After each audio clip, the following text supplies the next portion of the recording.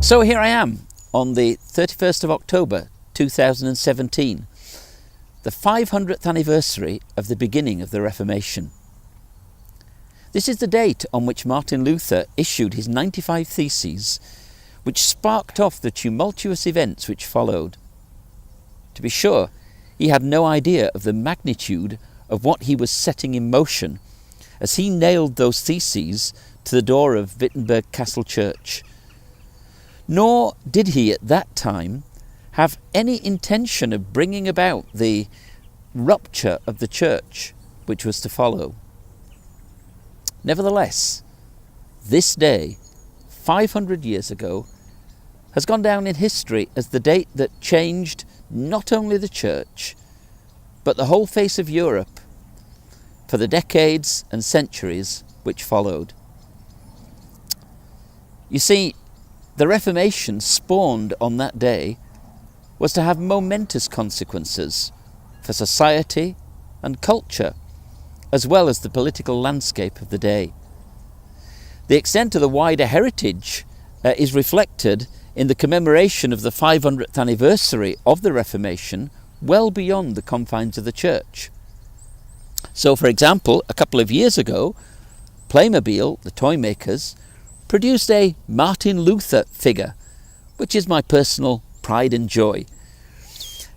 It's been so widely sold that it's reputedly the most popular figure that Playmobil have ever produced. So today I celebrate the Reformation and all it achieved in challenging the ecclesiastical establishment of the day with all its errors, shortcomings and failings, and for the positive changes that came about on many fronts: theological, ecclesiastical in its impact on the church, social and political. In particular, I celebrate the desire of the Reformers to restore the Bible, the Scriptures, to their rightful place as the sole ultimate authority for matters of faith and conduct and church practice. And alongside that, the goal of reframing the gospel in the light of those Scriptures, stripping away the accretions of centuries of church tradition and ecclesiastical practice. One of the watchwords of the Reformation was semper reformanda, always reforming.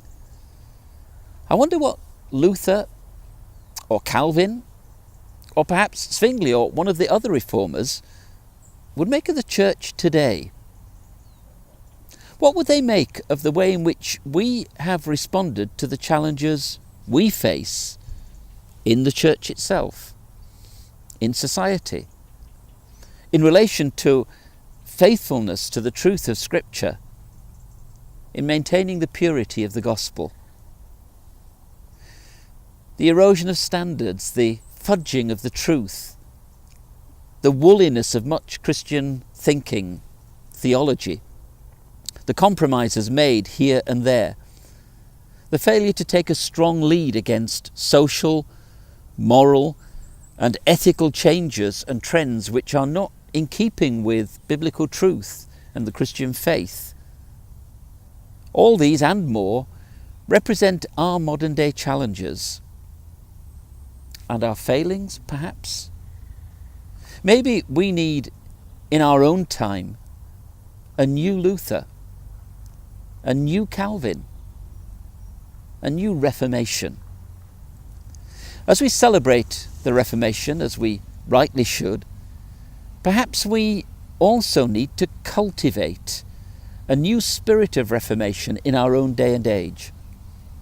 Not to copy or reproduce the Reformation, for ours is a different time with different issues, but to recapture the same spirit, to move forward with the same courage and conviction, to see God do a new work in His church and in society that will be, to use another watchword of the Reformation, soli Deo Gloria, to the glory of God alone. Let's celebrate, and let's also cultivate, and perhaps be reformers in our own day and age too.